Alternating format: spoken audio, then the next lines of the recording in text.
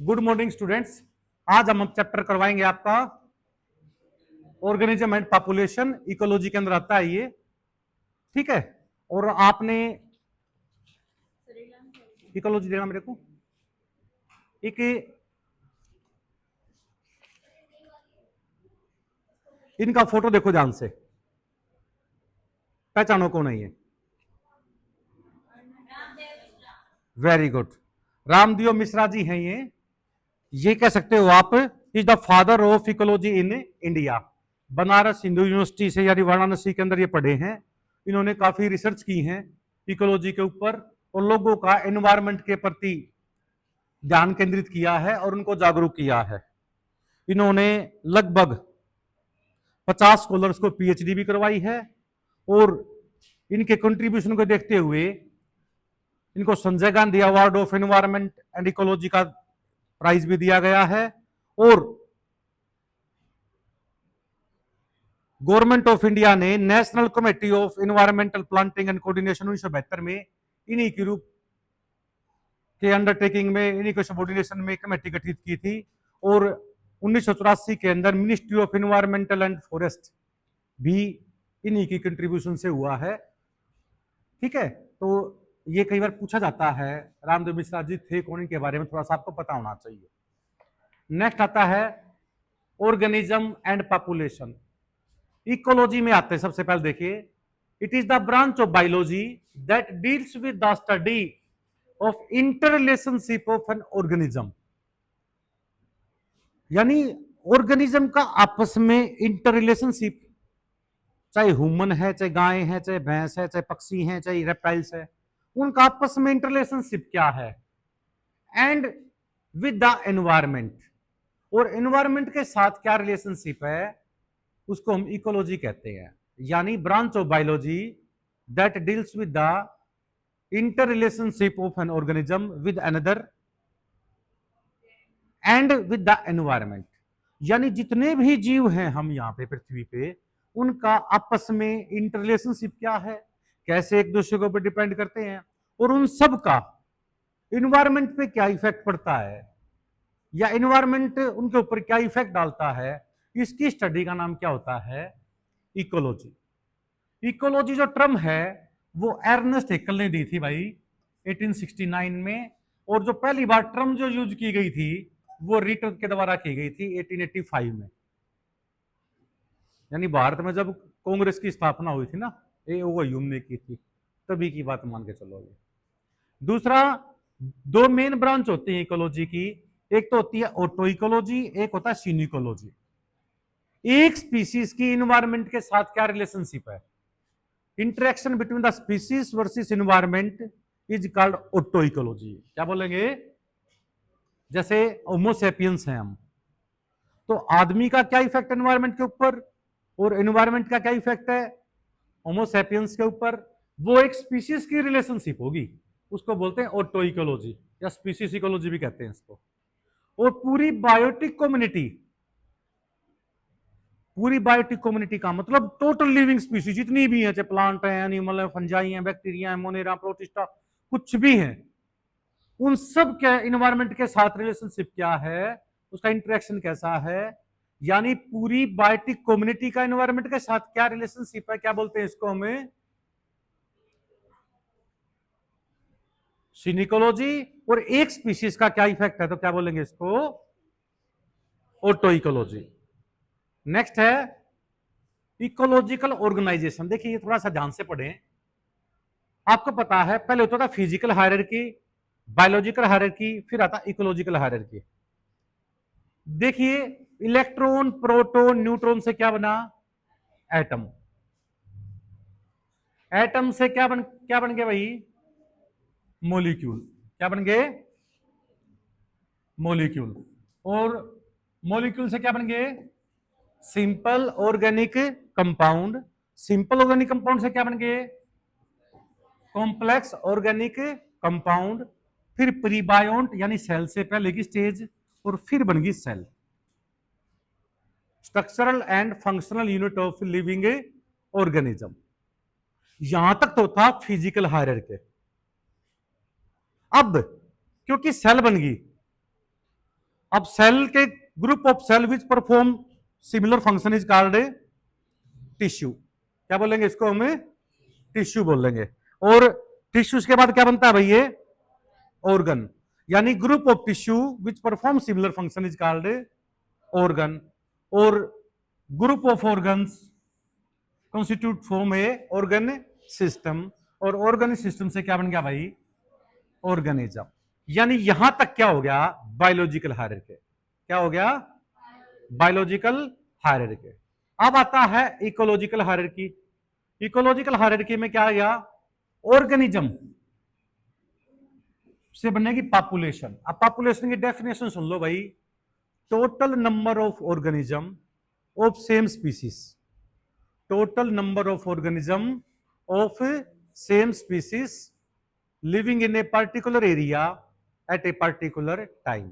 एक निश्चित भूभाग पर एक निश्चित समय में एक ही स्पीसीज के जितने भी जीव रहते हैं उसे उस स्पीसीज की पॉपुलेशन कहते हैं, जनसंख्या कहते हैं। सपोज करो ये हरियाणा के अंदर मान लीजिए ये डिस्ट्रिक्ट है रोहतक, ठीक है। इस रोहतक में आज के टाइम, इस टाइम पे, ठीक है ना, कितने मेल और फीमेल यानी सेम स्पीसीज के जीव रहते हैं एक निश्चित भूभाग पर एक निश्चित समय में। एक ही प्रजाति के जितने भी जीव रहते हैं, मेल और फीमेल बच्चे सब मिला के, उससे उस स्पीसीज की क्या बोलते हैं? Population. Total number of organism of same species living in a particular area at a particular time, उसको हम कहते हैं पॉपुलेशन। अब ध्यान से सुनो इसको, बायोटिक कम्युनिटी क्या होता है?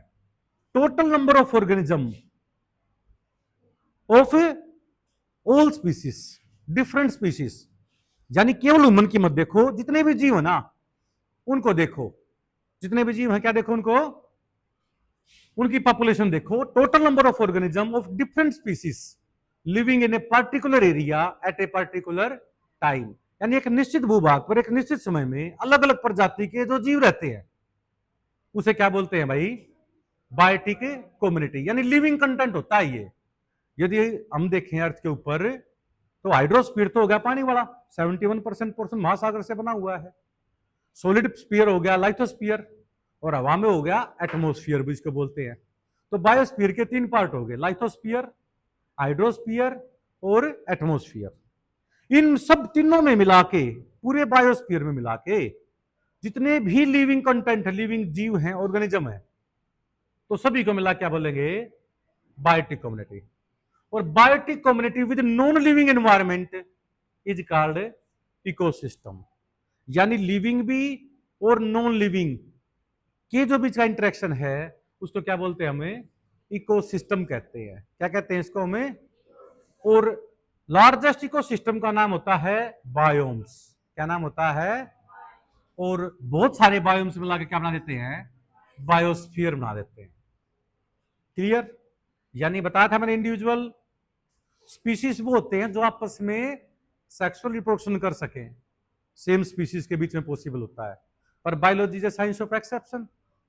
जैसे हॉर्स और डंकी के बीच में क्रॉसिंग करवा के मूल बन गया था ना, मूल और हिन्नी, यानी इसको खच्चर बोलते हैं।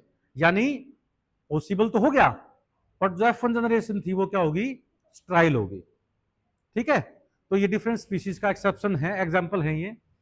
अब आता है डेम्स। डेम्स क्या होती है भाई? लोकल पॉपुलेशन बोलते हैं इसको। Different population, different population of same organism present in particular area, यानी सब ग्रुप ऑफ पॉपुलेशन बोलते हैं। कुछ पॉपुलेशन यहां रहती है, कुछ यहां रहती है, कुछ यहां रहती है, कुछ यहां अलग अलग रहती है ना, तो उनको क्या बोलते हैं? डेम्स बोलते हैं, लोकल पॉपुलेशन बोलते हैं। नेक्स्ट मैंने बताया था बायोस्फीयर में 3 पोर्शन होते हैं। लाइथोस्फीयर, लाइथोस्फीयर में आता है सॉलिड, हाइड्रोस्फीयर में आता है वाटर,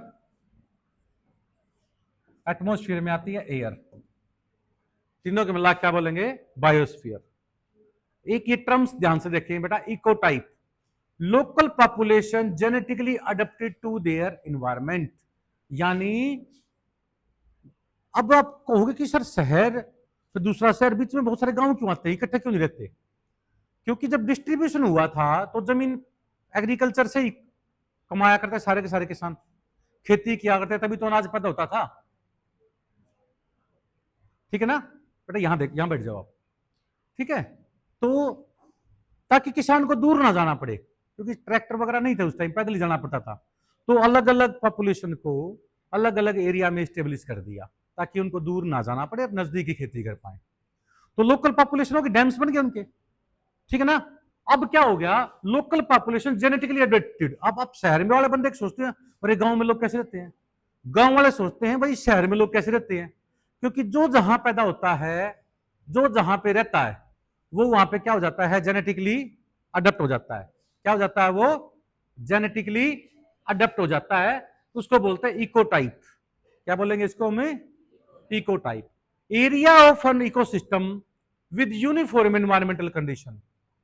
मान लीजिए हम जहां भी जिस एरिया में रहते हैं, जिस परिवेश में रहते हैं, हिली एरिया में रहते हैं, जमीनी भाग में रहते हैं, समुद्र कोस्टल एरिया के नजदीक रहते हैं, तो वहां पे लगभग यूनिफॉर्म एनवायरमेंटल कंडीशन मिलेंगे। अब हरियाणा की हम बात करें तो हम चाहें भाई रोहतक में तो बर्फ पड़ती है जी, सोनीपत में नहीं, ऐसा नहीं है, सेम है लगभग, क्योंकि जो एनवायरमेंट है लगभग पूरे हरियाणा कंडीशन थोड़ा बहुत वेरी कर सकती है 1-2 डिग्री सेल्सियस की, पर लगभग सेम होती है, एनवायरमेंटल कंडीशन यूनिफॉर्म होती है। तो उसको हम कहते हैं बायोटाइप।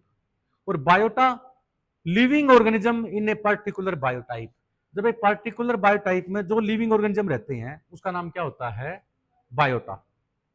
नेक्स्ट आता है biotic community. Total number of organism of different species living in a particular area at a particular time is called biotic community.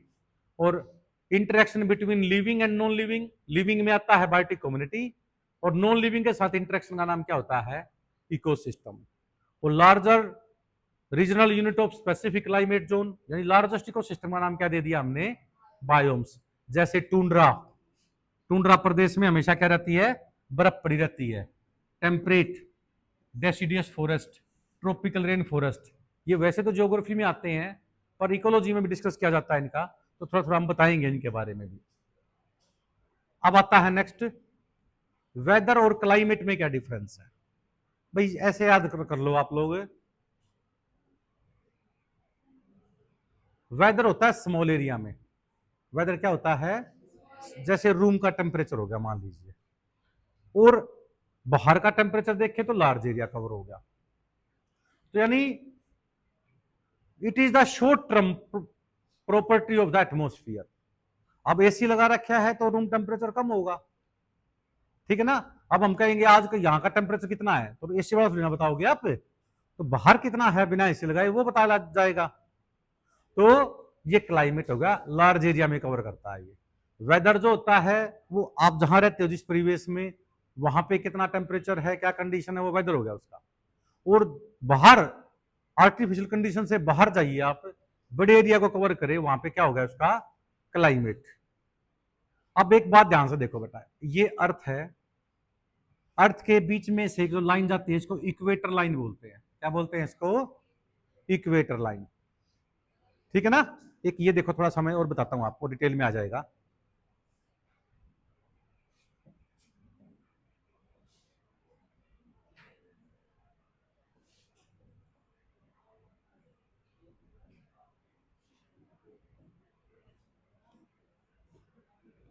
ये देखो ध्यान से भाई प्लीज, एक बार टॉपिक बताते हैं आपको। ये देखिए, ये इक्वेटर है। जब आप 10 छोटी क्लासेस में मानचित्र पढ़ते हो, फिर उससे पहले ग्लोब पढ़ते हो, तो ये अर्थ के अंदर ये क्या बीच में विषुवत रेखा बोलते हैं, इसको इक्वेटर बोलते हैं। ठीक है, ये नॉर्थ पोल हो गया और ये क्या हो गया, साउथ पोल। ठीक है, ये इक्वेटर लाइन होगी, विषुवत रेखा होगी। यहां पे एवरेज टेम्परेचर पूरे साल का 24 डिग्री सेल्सियस रहता है। ठंड भी, मतलब गर्मी ज्यादा पड़ती है और ठंड बहुत कम पड़ेगी। सूर्य की किरणें बिल्कुल डायरेक्ट गिरती हैं, इसलिए यहाँ पे गर्म ज्यादा एरिया होता है। ये यहाँ पे जो फॉरेस्ट होते हैं, ट्रॉपिकल रेन फॉरेस्ट बोलते हैं इसको, रीजन का नाम होता है ट्रॉपिकल रीजन। क्या नाम होता है, अब इससे थोड़ा जैसे जैसे दूर जाएंगे हम, ये होगा सब ट्रॉपिकल। कौन सा होगा ये, सब ट्रॉपिकल। फिर आ गया टेम्परेट रीजन, और फिर ये आर्कटिक और ये एंटार्क्टिक। यानी यदि मैं बीच में से देखो, बीच की लाइन जो होती है इक्वेटर, इसके 23.5 डिग्री पे काटती है, ये ट्रॉपिक ऑफ कैंसर, इसको कर्क रेखा बोलते हैं। ये मकर रेखा होती है, ट्रॉपिक ऑफ कैप्रिकॉर्न। ये आर्कटिक सर्कल होता है, ये एंटार्क्टिक सर्कल होता है। अब तुम देखो, यहां पे जो बंदा रहता है, यहां पे रहता है, लगभग सेम कंडीशन है, दोनों में बर्फ पड़ती है। यहां जो रहता है बिल्कुल गर्मी ज्यादा है, यहां पे थोड़ी गर्मी कम होगी। जो ये टेम्परेट रीजन है ना, ये आर्कटिक और सब ट्रॉपिकल के बीच का होता है। इंडिया यहां पे प्रेजेंट है भाई, इस तरह से। तो बिल्कुल इंडिया के बीच में से एक रेखा होकर जाती है, इसका नाम होता है ट्रॉपिक ऑफ कैंसर। विंध्याचल पर्वत है बीच में बिल्कुल, ठीक है, जो कि नॉर्थ इंडिया को साउथ इंडिया से अलग करता है। यहां देखिए, ये जो रीजन है ना, यहां पे अलग कंडीशन मिलेंगे, यहां पे अलग कंडीशन मिलेंगे। जो श्रीनगर साइड में रहेगा, वुमन को देख लो, उनका रंग बिल्कुल गोरा होगा, क्योंकि हिली एरिया पे यहाँ बर्फ पड़ी रहती है, गर्मी ज्यादा नहीं होती। और जो साउथ में रहते हैं वहां पे मॉइस्चर ज्यादा है और सब ट्रॉपिकल की तरफ है, तो उनका रंग थोड़ा सा डार्क मिलेगा, सांवला मिलेगा, क्योंकि मॉइस्चर बहुत ज्यादा रहती है वहां पे। ठीक है, तो देश एक ही है, अलग अलग हो गया ना, यहाँ का क्लाइमेट अलग है, यहाँ का क्लाइमेट अलग है। अब यहां देखिए, एवरेज टेम्परेचर यहाँ पे 24 मिलेगा, सब ट्रॉपिकल में 17 से 24 डिग्री सेल्सियस मिलेगा एवरेज पूरे साल का। टेम्परेट में 7 से 17 मिलेगा, और बिलो 7 आर्कटिक में और एंटार्क्टिक में मिलेगा। यहां पे 0 से 20 डिग्री तक के एंगल देखा जाए तो ये आएगा इक्वेटर पे 20 से 40, 40 से 60, 60 से 80, क्योंकि इलेप्टिकल है ना, तो ये इस तरह से बताया गया आपको। और दूसरा देखो, ये रहा, यहां पे जो जीव रहते हैं ना, इसको मेगाथर्म कहते हैं। क्या बोलते हैं इसको? मेगाथर्म। क्या बोलेंगे? मेगाथर्म। जो मेगाथर्म के दूसरे सब ट्रॉपिकल में जो रहते हैं, इसका नाम होता है मीजोथर्म। क्या नाम होता है? मीजोथर्म।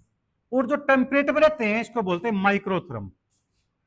बोलो, मेगाथर्म, मीजोथर्म, माइक्रोथर्म। एक होता है एकिस्टोथर्म, बिल्कुल जो पोलर रीजन पे रहते हैं, पोलर बियर्ड वगैरह जो होते हैं ना, वो सारे किस में आएंगे? एंटार्क्टिक और आर्कटिक रीजन में रहेंगे। एकिस्टोथर्म। क्या बोलेंगे इसको हमें? एकिस्टोथर्म। मेगाथर्म, मीजोथर्म, माइक्रोथर्म, एकिस्टोथर्म। अब मैं कहूं, इसको देख के बताइए आप, एवरेज टेम्परेचर कितना होता है ट्रॉपिकल रीजन में?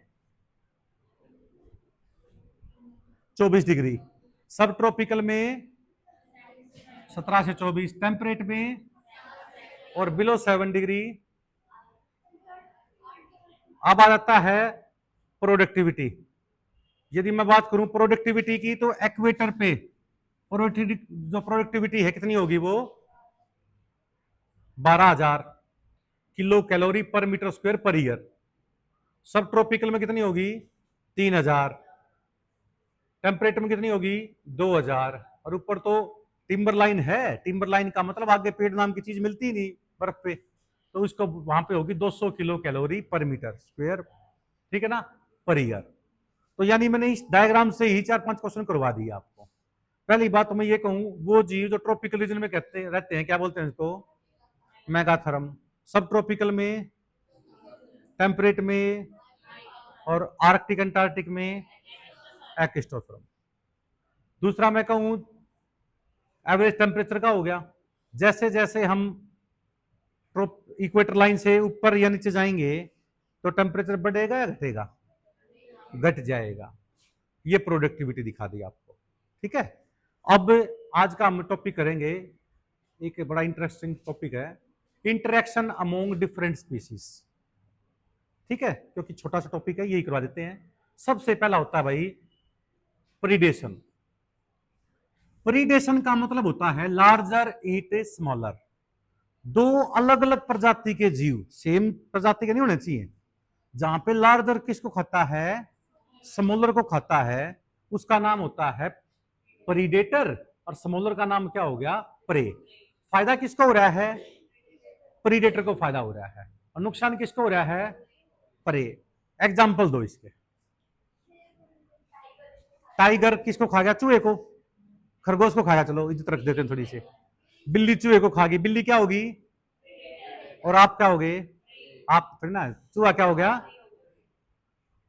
आपने मच्छर खा लिया तो आप क्या बन गए? मच्छर क्या हो गया? पर खाते नहीं है। हॉकबाज खाता है स्पैरो को, तो बाज तो क्या हो गया? तो ये क्या हो गया? Snake Yeats mouse, lizard Yeats mosquito. ठीक है, पहला काम हो गया पूरा ये।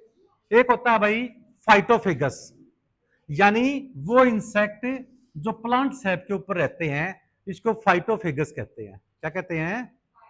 जैसे फीमेल एनोफ्लीज काटती है वुमन को ब्लड लेने के लिए, क्योंकि उसके अंडे की डेवलपमेंट करने के लिए उसको हाईली न्यूट्रिएंट फ्लूइड चाहिए।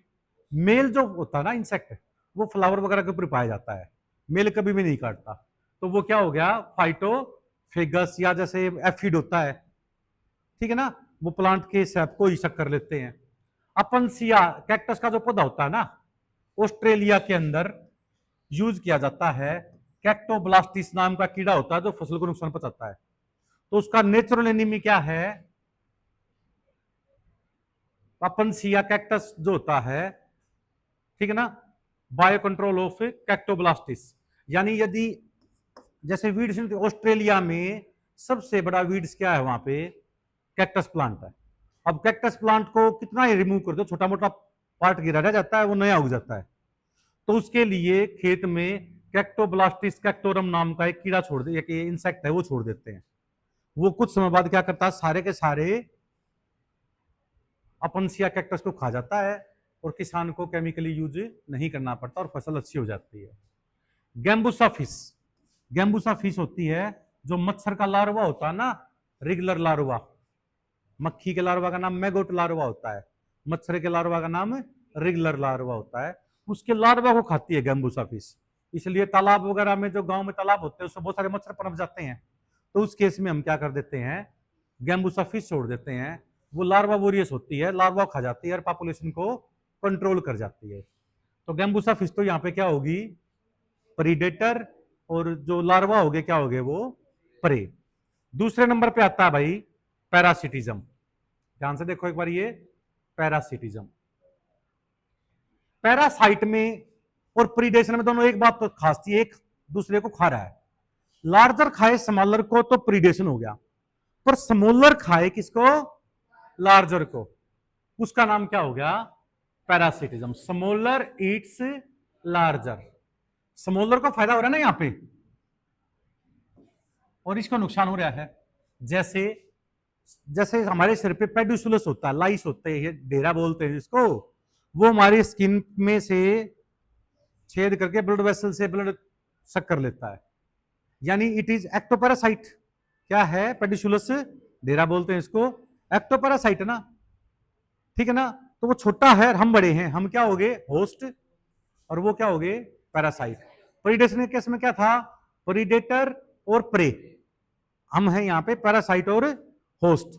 उसी तरह टिक होते हैं, चिचड़ जिसको कहते हैं, वो गाय भैंस के ऊपर रहते हैं, और वो क्या करते हैं? उसका खून चूसते रहते हैं, उसको इरिटेशन होती रहती है। तो ये हो गया एक्टोपैरासाइट। क्या हो गया ये? दूसरे नंबर पे होती है एंडोपैरासाइट। एंडोपैरासाइट होते हैं जैसे टेप वर्म होता है हमारे पेट के अंदर, ब्लड फ्लूक होता है, लीवर फ्लूक होता है, वो अंदर से हमारी को खाते हैं, ठीक है ना, बड़े जीवों को खाते हैं, ये इसका नाम होता है एंडोपैरासाइट। और हाइपर पैरासाइट का मतलब क्या हो गया? कि मान लीजिए मच्छर तो हमारे को खा गया, मच्छर हमारा पैरासाइट है, और एक वायरस मच्छर को अफेक्ट कर गया। तो वायरस किसका क्या है? हाइपर पैरासाइट है किसके ऊपर? मॉस्किटो के ऊपर, और मॉस्किटो पैरासाइट है हमारे ऊपर। तो ये होता है चोर के घर में चोरी। मान लीजिए एक चोर किसी दूसरे घर से सामान उठा लाया, और जैसे ही वो सोया दूसरा उससे उठा ले गया, तो ये होता है हाइपर पैरासाइट। क्या बोलेंगे इसको? हमें हाइपर पैरासाइट कहेंगे। जैसे बैक्टीरिया को खाता है रेट फिलिया, और रेट फिलिया को कौन खा जाता है? या सॉरी, रेट का अफेक्ट कौन होता है? रेट फिलिया, उसके मक्खी पाई जाती है, और उसको अफेक्ट कौन करता है? बैक्टीरिया। ये हाइपर पैरासाइट हो गया इसके ऊपर, और ये पैरासाइट हो गया रेट के ऊपर। टोटल पैरासाइट, अब ये देखो ध्यान से भाई, बहुत इंपॉर्टेंट टॉपिक है। अमरबेल देखिए आपने, पौधों के ऊपर येलो कलर का एक धागा सा फैल जाता है, वो अमरबेल होती है, डोडर होती है, कसकटा होती है। अमरबेल, डोडर और कसकटा एक ही नाम है।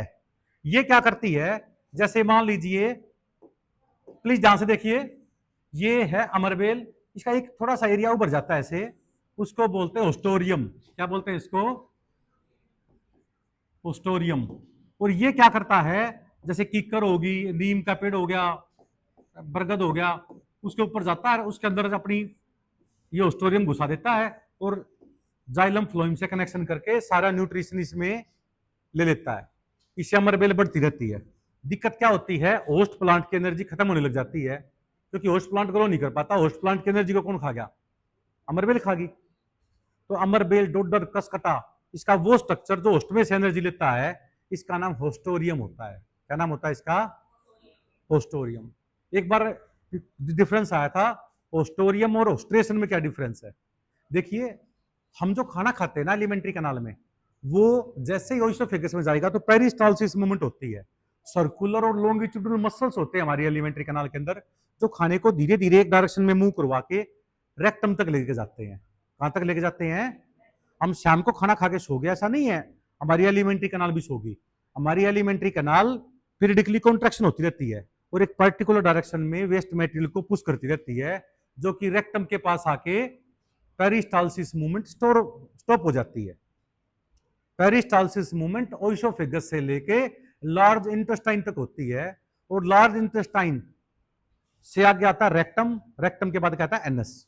तो रेक्टम के पास आके फेसिस मैटर सारा इकट्ठा हो जाता है, वहां पे पेरिस्टालसिस मूवमेंट खत्म हो जाती है, तो इसका नाम होता है होस्ट्रेशन। यानी स्लो डाउन या stoppage of peristalsis movement near rectum region is called haustration. Peristalsis movement का रेक्टम के पास आके बंद होना क्या बोलते हैं? होस्ट्रेशन। पर अमरबेल का होस्ट प्लांट में से एनर्जी लेने के लिए जो स्ट्रक्चर अंदर जाता है ना, उसका नाम क्या होता है? होस्टोरियम। क्या नाम होता है उसका? होस्टोरियम। तो ये टोटल स्टेम पैरासाइट है। देखो, ये स्टेम से खाना लिया है तो स्टेम पैरासाइट, रूट से लिया है तो रूट पैरासाइट, लीफ लिया है तो लीफ पैरासाइट। एक तो होता है टोटल पैरासाइट, यानी बना बनाया खाना ले लिया। आपके घर में एक भिखारी आ जाए, एक तो ये कह दे कि जी आप मुझे थोड़ा सा आटा दे दो, कुछ आलू वगैरह दे दो, सब्जी बना के, रोटी बना के घर के खा लूंगा मैं, वो होता है थोड़ा इज्जतदार भिखारी। एक होता है जी 2 पराठे ले आओ, थोड़ा मक्खन ले आना, घी भी ले आना, और जो दही भी ले आना साथ में, और जब खा लूं मैं तो चाय भी पिला देना एक। तो आप बताओ कौन से भिखारी को जल्दी भगाओगे आप? दोनों भीख तो दोनों ने मांगी है, और तीसरा उससे भी तेज है, वो कहता भी पैसे दे दो मैं होटल में खा लूंगा। तो किसको भगाओगे आप सबसे पहले? होटल वाले को। दूसरे नंबर पे जो पूरे मेनू दे रहा अपना, भैया ये लेके आओ। तो यही चीज आती है बेटा, जैसे अमरबेल है ना, अमरबेल वही है, तीसरी कैटेगरी है, मतलब प्लांट का बना बना खाना ले लेता है ये, इसलिए नॉन ग्रीन होता है ये। अमरबेल कभी भी ग्रीन नहीं होते। अमरबेल, कसकटा, डोडर येलो कलर की होती है, क्योंकि इसको फोटोसिंथेसिस करना ही नहीं पड़ता, क्योंकि सारा सारा ये एनर्जी ले लेती है। दूसरा होता है सेमी पैरासाइट या पार्शियल पैरासाइट बोलते हैं इसको। चंदन है, जैसे लोरेंथस है, विस्कम है, ये क्या करते हैं? दूसरे प्लांट से वाटर और मिनरल लेते हैं। सिर्फ क्या लेते हैं? वाटर और मिनरल लेंगे, फोटोसिंथेसिस अपना खुद करेंगे। यानी वो बैगर जो आपसे आटा मांग के ले गया, 2-4 सब्जियां मांग लेगा, जाके अपनी बना ली और खाना बना खा लिया। यानी सेमी पैरासाइट है वो। सेमी का मतलब पार्शियल है, पानी ले गया, पानी और मिनरल ले लेते हैं, फोटोसिंथेसिस अपना खुद करते हैं, उसको क्या बोलते हैं हम? सेमी पैरासाइट, पार्शियल पैरासाइट या हेमी पैरासाइट। अब आता है एमनलिज्म। कौन सा आता है? एमनलिज्म। भाई ये ध्यान से देखो, बहुत इंपॉर्टेंट टर्म है ये। इसको बोलते हैं, पहले दोनों तो क्या थी? Positive negative. स्मॉलर ईट लार्जर पैरासाइट, लार्जर ईट स्मॉलर प्रीडेशन। ये है भाई एमनलिज्म। 1928 के अंदर अलेक्जेंडर फ्लेमिंग ने देखा कि जहां पे पेनिसिलिन नाम की फफूंदी उगी हुई ना, जहां पे पेनिसिलियम नाम की फफूंदी हुई है, उसके आसपास कोई भी बैक्टीरिया ग्रोथ नहीं होती। तो उन्होंने पेनिसिलिन नाम की एंटीबायोटिक बना दी। क्या बना दी? एंटीबायोटिक। यानी मान लीजिए बाहर पुलिस की गाड़ी खड़ी हो जाती है, क्या आवारा बच्चे आएंगे या नहीं आएंगे स्कूल में? कोचिंग सेंटर पे आएंगे या नहीं आएंगे? नहीं आएंगे। उन क्योंकि क्या होता है, एक नेचुरल फोबिया होता है कि भाई पुलिस खड़ी है, हम नहीं जाएंगे। बिना हेलमेट के लगाए हुए, बिना कागजों वाले जो बाइक चलाते हैं, वो आवारा बच्चे नहीं आएंगे ऑटोमेटिकली। सेम यहां पे है, यदि पेनिसिलिन उगी हुई है तो आसपास में क्या बैक्टीरिया आएंगे? नहीं आएंगे। उसी तरह कुछ फसल होती हैं, उसका नाम होता है भाई समुद्र क्रॉप। कौन कौन सी? बार्ली, सोरगम, ज्वार, सनफ्लावर। ये पौधे ऐसे होते हैं अपने नियर बाई किसी दूसरे प्लांट को, दूसरी स्पीसीज को उगने नहीं देते, यानी इन फसल के अंदर वीड्स पैदा नहीं होती। इसका नाम होता है समुद्र क्रॉप। क्या नाम होता है? यानी खेत में स्मूथ सी फसल हो रही है, वीड्स पैदा नहीं हो रही। यानी ये तो नॉर्मली उग रही है, ना फायदा हो रहा ना नुकसान हो रहा। पर दूसरे जीवों के लिए क्या हो रहा है? ये नेगेटिव इफेक्ट है, इसलिए इसको जीरो नेगेटिव रिलेशनशिप बोलते हैं। यानी एक जीव, पुलिस वाले को ना फायदा हो रहा ना नुकसान हो रहा, पर आवारा बच्चे उसके पास नहीं आ रहे, उस एरिया में नहीं आ रहे, तो इसका बोलते हैं एमनलिज्म। क्या बोलेंगे इसको?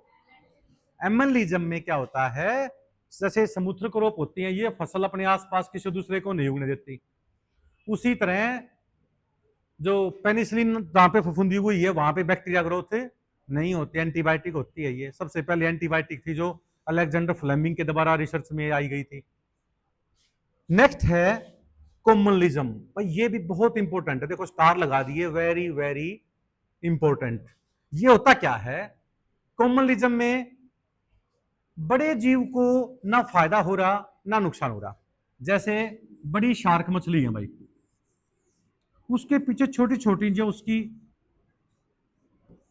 शागिर्द होते ना, चमची टाइप में 100-200 छोटी छोटी मछलियां घूमती हैं बड़ी मछली के पीछे। शेर के साथ साथ सियार घूमते हैं। शेर सियार को नहीं खाता क्योंकि सियार बहुत सारे रहते हैं, तो शेर उनके ऊपर हमला करते हैं, सियार सारे उसके ऊपर हमला कर देते हैं। इसलिए शेर ने भी कहता छोड़ो, एडजस्टेड कर लिया मैंने आपको, इसलिए मैं तुम्हें कुछ नुकसान नहीं पहुंचाऊंगा, तुम मुझे मत पहुंचाना। तो वो जो होते ना क्या करते हैं, मान लीजिए शेर ने हमला किया, एक हाथी को मार दिया। शेर तो जितना मांस खाएगा खा के चला जाएगा, सारे को थोड़ी ना खा सकता है। उसके जाने के बाद जैकल्स खाएंगे उसको मांस को। तो शेर को ना फायदा हो रहा ना नुकसान, पर उनको फायदा हो रहा है, फ्री में खाना मिल रहा है। इसी तरह बड़ी शार्क मछली के पीछे हजारों छोटी छोटी मछलियां लगी रहती हैं। बड़ी शार्क ने किसी को अफेक्ट किया, हमला किया, उस जीव को मार दिया, जितना खाना था खा लिया, जब बचा कुचा मेटेरियल उसको कौन खा गए?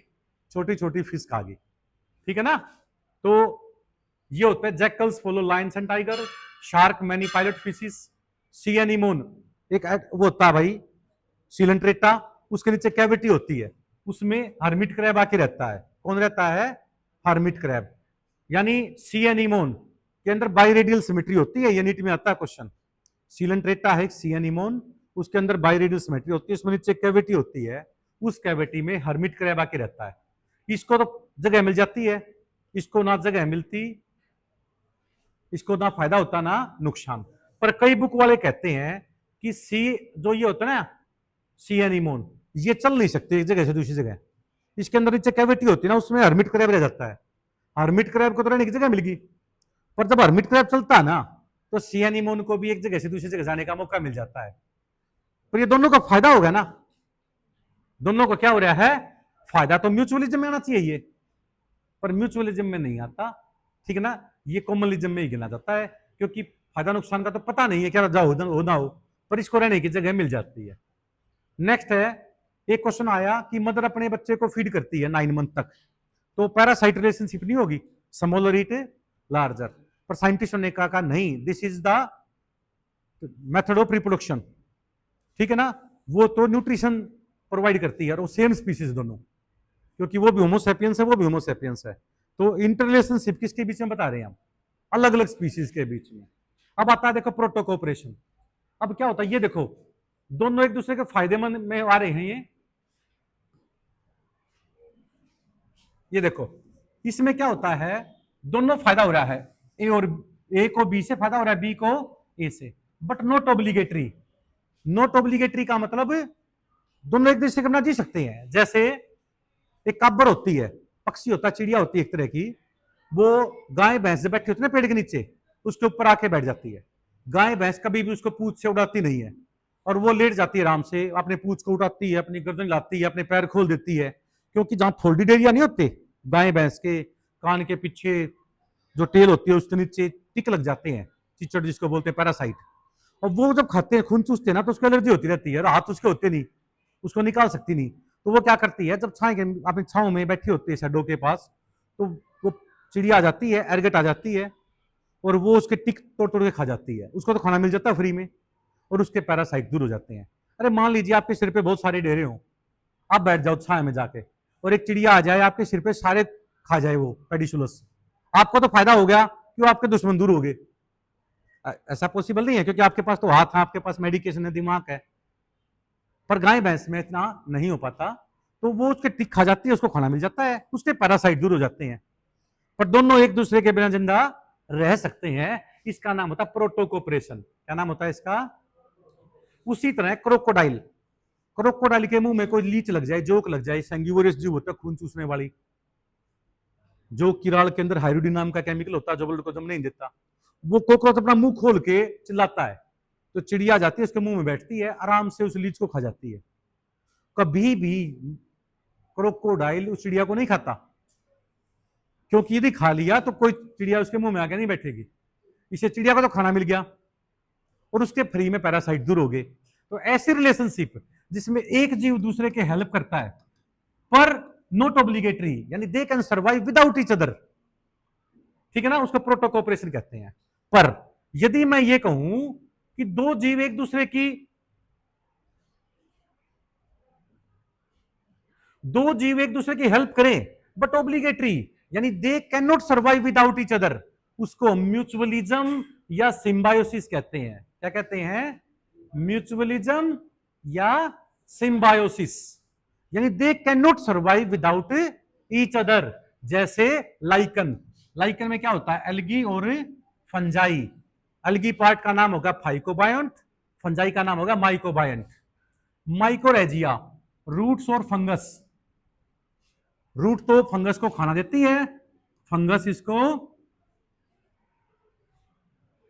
प्रोटेक्शन देती है और मिनरल को एब्जॉर्ब करने में हेल्प करती है। नेक्स्ट टर्माइट, दीमक जितनी होती हैं, ठीक है, दीमक लकड़ी के दरवाजे खराब नहीं कर देती, दीमक कैसे सेलुलोज को डाइजेस्ट करती हैं? क्योंकि लकड़ी में क्या है? सारा सेलुलोज। सेलुलोज को डाइजेस्ट करने के लिए मकड़ियों के जो इंटेस्टाइन होती है ना, ठीक है ना, उसमें क्या होता है भाई? फ्लैजिलेट्स होते हैं, प्रोटिस्टा होते हैं, जो सेलुलोज नाम का एंजाइम सीक्रेट करते हैं। गाय भैंस भी चारे को इसलिए डाइजेस्ट कर पाती हैं, गाय भैंस की जो स्टोमक होती है ना, उसमें 4 चैम्बर होते हैं, Roman, reticulum, omasum, abomasum. Roman, reticulum, omasum, abomasum, ठीक है। तो रूमन के अंदर क्या होता है? रूमिनेंट बैक्टीरिया होते हैं जो सेलुलोज नाम का एंजाइम सीक्रेट करते हैं, बीटा ग्लूकोसाइडेज, इसलिए सेलुलोज को क्या कर लेते हैं? वो डाइजेस्ट कर लेते हैं। उसी तरह फ्लावर जो होते हैं, पोलिनेटिंग एजेंट होता है इंसेक्ट, दोनों एक दूसरे के अंदर सर्वाइव नहीं कर सकते। गोस प्रिंसिपल क्या कहता है? गोस प्रिंसिपल कहता है जिनका हैबिटेट सेम होता ना, जिन जीवों का रहने की जगह सेम हो, उनका निक अलग मिलेगा। उनका क्या अलग मिलेगा? निक, यानी प्रोफेशन अलग मिलेगा। जैसे मिलीपैड की 9 स्पीसीज ढूंढी गई, 9 की 9 एक ही जगह रहती है लकड़ियों के गट्ठे के नीचे, ठीक है, पर कोई इंसेक्ट खाती है, कोई बीज को खाती है, कोई सैंगिवोरिस होती है, कोई मिट्टी खाती है। तो मतलब क्या हो गया कि जिनका हैबिटेट सेम होता है उनका निक अलग मिलेगा, नहीं प्रोफेशन अलग मिलेगा, एनर्जी अलग तरह से लेंगे, वो खाना अलग तरह से लेंगे।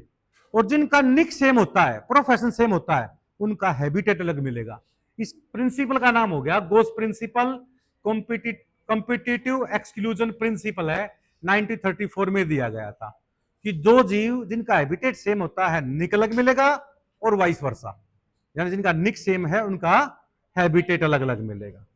ठीक है, आज इतना ही करना है, बाकी फिर देखते हैं।